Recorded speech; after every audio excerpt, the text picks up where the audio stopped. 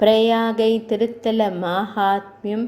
ஸ்ரீ சத்குரு கூறினார், கங்கை, யமுனை, சரஸ்வதி நதிகள் எங்கு ஓடினாலும் அதுவே சிறந்த புண்ணிய தலமாகும். அது தேவர்களுக்கும் அரிது. கிரகங்களில் சூரியன் இருப்பது போல் நட்சத்திரங்களில் சந்திரனும் உள்ளது.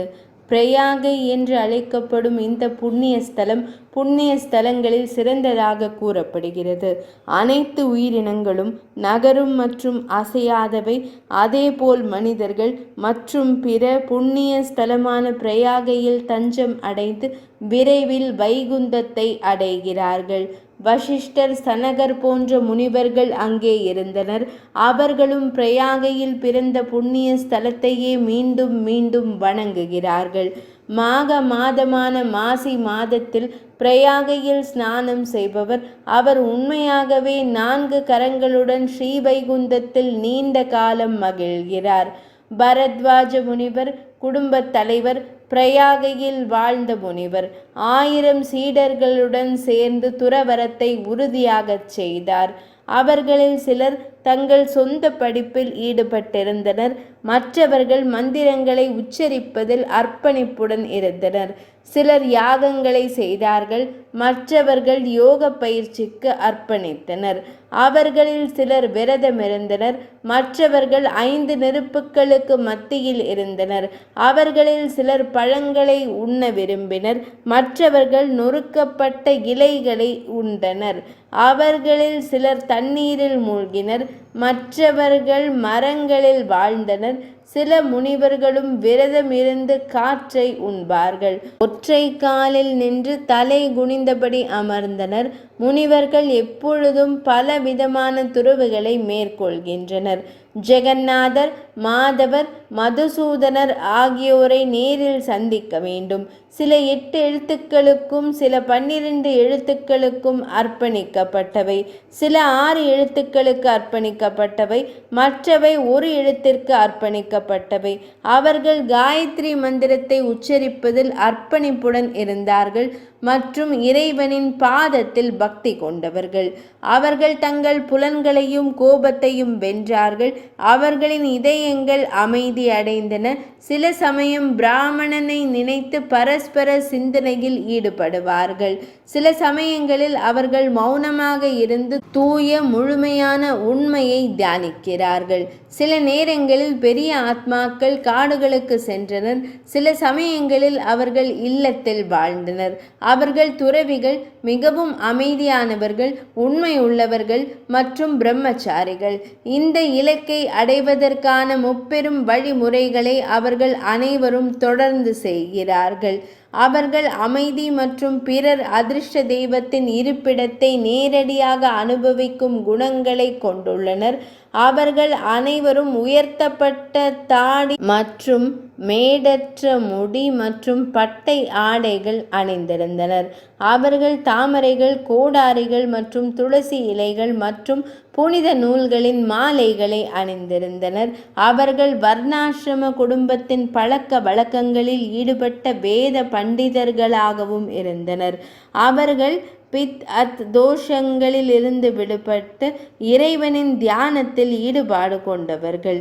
அவர்கள் ஒருவரை ஒருவர் அன்பில் ஐக்கியப்படுத்தி உலகிற்கு நலனை கொண்டு வருகிறார்கள். அவர்கள் எப்போதும் உலகின் மத நடைமுறைகளை வெறுக்கிறார்கள் மற்றும் இறுதி இலக்கை தேடுகிறார்கள்.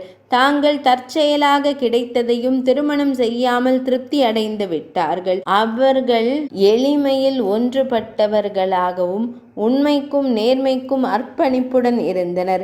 இவ்வாறு ஆயிரக்கணக்கான பெரிய முனிவர்களை அடைந்தார். பிரயாகையில் வசித்த போது அவர்கள் மங்களகரமான துறவுகளை மேற்கொண்டனர். அவர்கள் தாமரை பாத தூசியால் பூமி சுத்தப்படுத்தப்படுகிறது. வேத முழக்கத்தால் வானம் தூய்மையானது. பரத்வாஜ முனிவர் 8 எழுத்துக்களை கோடி முறை உச்சரித்தார். மகா முனிவர் இவ்வாறு தன் சீடர்களுடன் புரஸ்காரியத்தை நடத்தினார். துறவிகளில் முதன்மையானவர் நேரடியாக ஸ்ரீஹரியை நெருப்பு குழியில் தியானித்தார். பக்தியுடன் அவர் பரமாத்மாவான ஸ்ரீ மகாவிஷ்ணுவிற்கு முழுமையான காணிக்கையை வழங்கினார். அந்த சமயத்தில் சங்கம், சக்கரம் மற்றும் கதாயுதத்தை ஏந்தியபடி மகிமை வாய்ந்த பகவான் நாராயணர் தோன்றினார். தன்னை கண்டு மகிழ்ந்த அவர் தோன்றி முனிவர்களுக்கு பார்வையளித்தார். கடவுள் வாசுதேவர் அனைத்து தேவர்களாலும் வணங்கப்படுகிறார். இந்த பெரிய முனிவரை பார்த்த பரத்வாஜ முனிவர் புனிதமான துதி செய்தார். பரத்வாஜ முனிவர் கூறினார், இன்று என் பிறப்பு வெற்றியடைந்து இன்று என் துறவு வெற்றியடைந்துள்ளது. கண்களின் மகிழ்ச்சியின் உருவான உன்னை காண நான் இப்போது வந்திருக்கிறேன். தேவர்கள், அசுரர்கள், சித்தர்கள், கிண்ணறர்கள் மற்றும் மனிதர்களில் ராட்சசர்களோ யக்ஷரோ கூட உன்னை காண்பது அரிது. பக்தி தொண்டின்றி இவ்வுலகில் யாரால் அடைய முடியும்? கோவிந்தரே, தம்மை காண்பது தேவர்களுக்கும் அரிது. பிரபஞ்சத்தின் கர்த்தாவே, நான் துரோகிகள், நாத்திகர்கள் மற்றும் உலக மக்கள் மத்தியில் இருக்கிறேன். ஆண்டவரே, பகவானே, உம்மை வெறுப்பவர்களுக்கு நீர் எப்போதும் காண முடியாது. ஆனால் பக்தி தொண்டில் ஈடுபாடு கொண்டவர்கள் உன்னை காண விரும்புகிறார்கள். நான் அவர்கள் பார்வையில் சென்று அவர்களுக்கு அத்தகைய மகிழ்ச்சியை கொடுப்பேன். இது அதிசயங்களின் மிகப்பெரிய அதிசயம் மற்றும் மகிழ்ச்சியின் உச்ச மகிழ்ச்சி. தலைவரே, தம்மை காண்பதே சாதனையாளர்களில் உயர்ந்த சாதனையாகும். பழம் முடிவான சாதனை மற்றும் எல்லாவற்றிலும் சிறந்தது. மாதவரே, உன்னதமான பேரின்பத்தின் திரு உருவமாகிய தமது பார்வை அது. இன்னும் அவர்கள் மாயையால் கவரப்பட்டு சிறிய மகிழ்ச்சிக்கு அர்ப்பணித்துள்ளனர். உலக பக்தர்கள் எப்பொழுதும் மற்றவர் முகத்தை திருப்பிக் கொண்டு உன்னில் வாழ்கிறார்கள். இவ்வுலகில் யாருடைய உயிர்கள் உம்மை விட்டு திருப்பிக் கொள்ளப்படுகிறதோ அவர்கள் மீது கேடு பாகுபாடுகளால் அச்சுறுத்தப்பட்ட அவர்கள் இவ்வுலகில் விலங்குகளைப் போல வாழ்கின்றனர். அவர்கள் கடுமையான துறவு செயல்களை செய்யும் பிடிவாதமான யோகிகளாகவும் இருந்தனர். அஷ்ட ஐஸ்வர்யங்களால் மயங்கியவர்கள் உன்னை காண்பது அரிது. அவர்கள் கடின உழைப்பாளி வேத பண்டிதர்கள் மற்றும் அவர்களின் மனம் காமத்தால் குழப்பமடைந்தது.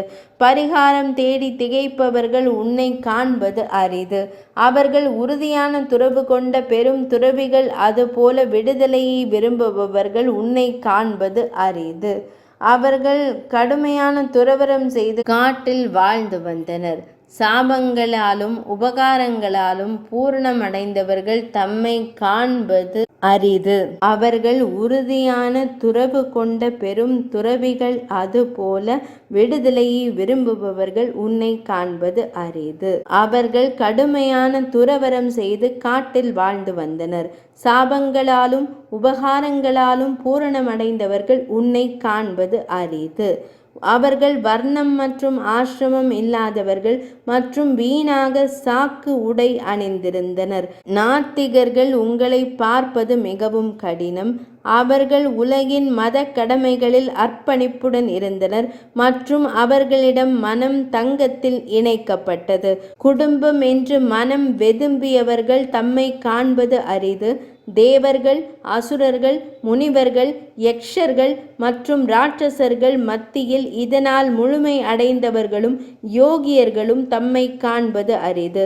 பிரபஞ்சத்தின் இறைவனை நேரிடையாக அனுபவிக்க தன் சொந்த விருப்பத்தின் பேரில் நகரும் இறைவன் உலகிலும் தன் சுகத்தின் ருசி நிறைந்திருக்க தகுதியுடையவன் யார்? அவர்கள் உண்மையுடன் தொடர்பு கொள்வதில் ஈடுபட்டுள்ளனர் மற்றும் கதைகளை கேட்க ஆர்வமாக உள்ளனர். நாமத்தை உச்சரிக்கும் ஆனந்தத்தில் மூழ்கிய அவர்கள் கண் இமைகள் பிரகாசமாக இருந்தது. அவர்களின் கண்கள் மகிழ்ச்சியினாலும் பாசத்தினாலும் நிரம்பி இருந்தன. அவர்கள் திணறிய குரலுடன் உறுதியான நம்பிக்கையுடன் இருந்தனர். அவர்கள் வைதீக மற்றும் மதவாதிகள் மற்றும் கோபத்தை வென்று தங்கள் புலன்களை வென்றவர்கள். 8 ஸ்வரங்களையும் சொல்லி மகிழ்ந்த அவர்கள் மனம் தியானத்தில் ஆழ்ந்தனர். அவை பிரிவினையின் வெப்பத்துடன் பொருத்தப்பட்டவை மற்றும் தூக்கம் மற்றும் உணவை இழக்கின்றன.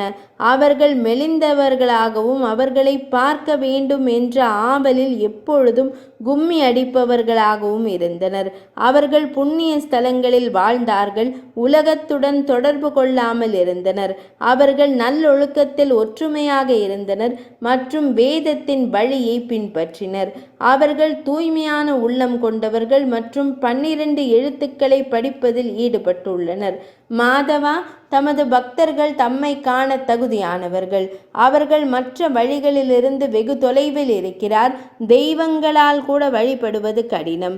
மாதவரே, தமது பக்தர்களிடம் பாசமுள்ளவரே, பக்தியால் மட்டுமே தாம் மகிழ்ச்சி அடைந்தீர்கள். தங்கள் விருப்பத்திற்குரிய பொருட்களில் அர்ப்பணிப்புடன் இருப்பவர்கள் விரும்புவதை நீங்கள் கொடுக்கிறீர்கள். இவ்வாறு தமது பார்வையை தமது பக்தர்களுக்கு விருப்பமின்றி வழங்குகிறீர்கள். உலகிற்கு கருணை காட்ட விரும்பி தங்களுடன் தங்க நான் இங்கே இருக்கிறேன். நித்திய மங்களகரமானவரே, தலைவரே, தூய பேரின்ப வடிவத்தை தாம் செய்வீர்கள். ஸ்ரீ சத்குரு கூறினார், இவ்வாறு போற்றப்படும் பிரபஞ்சத்தின் இறைவன், தேவர்களுக்கு இறைவன், அதிர்ஷ்ட தெய்வத்தின் இறைவன். அவர் பெரிய முனிவர் பரத்வாஜ முனிவரிடம் இனிமையான வார்த்தைகளால் உரையாடினார். இறைவன் கூறினார், நான் உங்களுக்கு காணக்கூடியவராக ஆனேன். உனது விழிகளில் மகிழ்ச்சி அடைந்தேன். பக்தர்களிடையே மாசற்றவர்களும் தீய யோகிகளும் இருப்பவர்களை நான் பார்ப்பது கடினம். நான் வழிபாட்டு வடிவில் அவதாரம் எடுத்து எனது இருப்பை இங்கு உணர்த்துகிறேன்.